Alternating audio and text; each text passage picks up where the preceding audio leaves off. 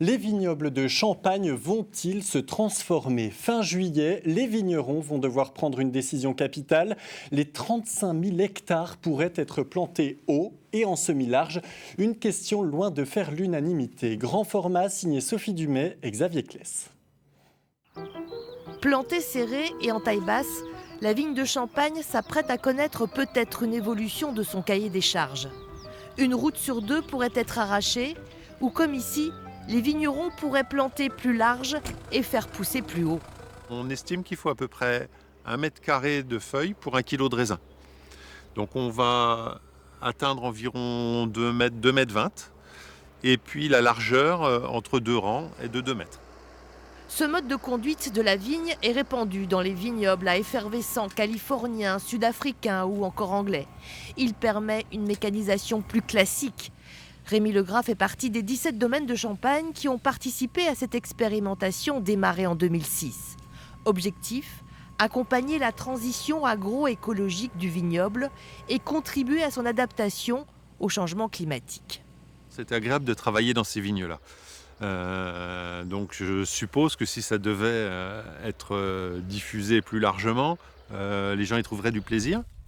Selon l'étude menée pendant 15 ans, les vignes semi-larges permettent d'atteindre les objectifs fixés par la filière en 2025.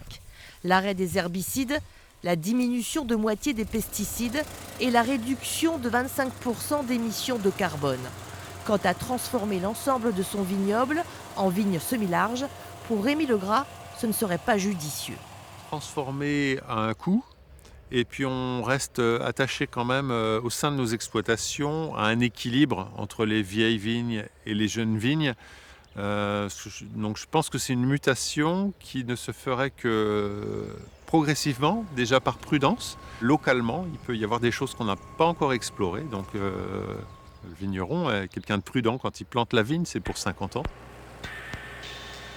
Les récoltes des différentes parcelles conduites en vigne semi-large ont toutes été isolées et dégustées à l'aveugle, ici, dans cette salle de l'interprofession.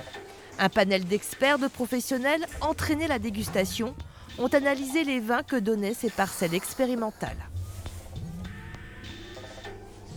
Sur 15 années, nous avons organisé plus de 250 séances de dégustation à l'aveugle, avec un panel de dégustateurs qualifiés, entraînés, experts.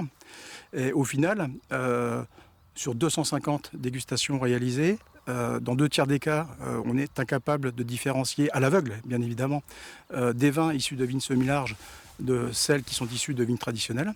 Et dans 1 tiers des cas, quand on fait une différence, les profils des vins sont jugés très proches et on ne met en évidence aucune préférence.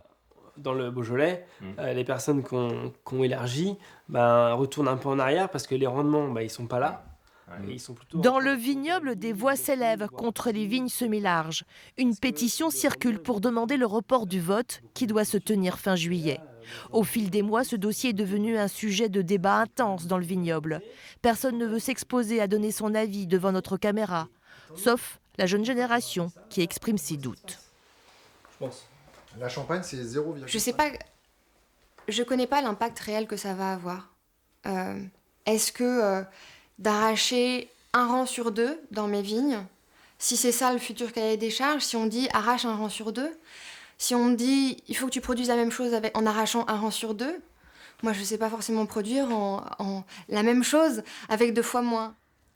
De par leur formation, certains ont l'expérience des vignes semi-larges en Angleterre ou encore en Nouvelle-Zélande. De ce que j'ai pu goûter, oui, c'est un peu plus standard. C'est l'impression que j'en ai eu, pour avoir goûté des effervescents qui sont produits en vigne semi-large, notamment dans d'autres régions. Après, il y a peut-être une question encore de terroir et qui peut rentrer en ligne de compte. Ma réticence, c'est de voir pourquoi changer de modèle alors que celui-là fonctionne. Sollicités pour nous donner leur position, ni la maison Moët et Chandon, ni la maison Louis Roederer n'ont voulu s'exprimer pour ne pas ajouter de voix dissonantes dans le débat en cours. La première, craignant d'influencer par son poids économique qu'elle représente. La seconde ne souhaite pas retenir cette solution pour ses vignobles. Ce n'est pas une décision pour l'intérêt de la Champagne aujourd'hui tout de suite. C'est une décision pour se doter d'outils qui pourraient être utilisés dans 5 ans, 10 ans, 15 ans, 20 ans. Donc en fait, la question qui se pose pour ces vignerons, c'est est-ce qu'on élargit cette panoplie d'outils pour des questions environnementales, paysagères. Donc si la réponse est non, c'est pas si grave que ça. Si la réponse est oui, il faudra surtout bien apprendre à utiliser cet outil en collectif. Pour le président du syndicat général des vignerons, c'est le moment de soumettre au vote. Le travail technique est terminé. Donc en effet, c'est important de le remettre dans le contexte économique ou politique. Mais aujourd'hui, ce n'est pas obligatoire.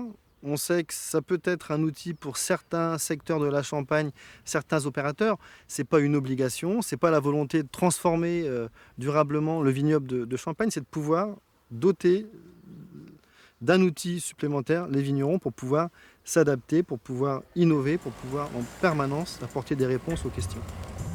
Une cinquantaine d'administrateurs du syndicat général des vignerons devra voter le 29 juillet. Pour ou contre ces plantations de vignes semi-larges. Les débats intenses de ces dernières semaines ont permis également de soumettre au vote une densification plus forte des plantations que réclame une partie du vignoble.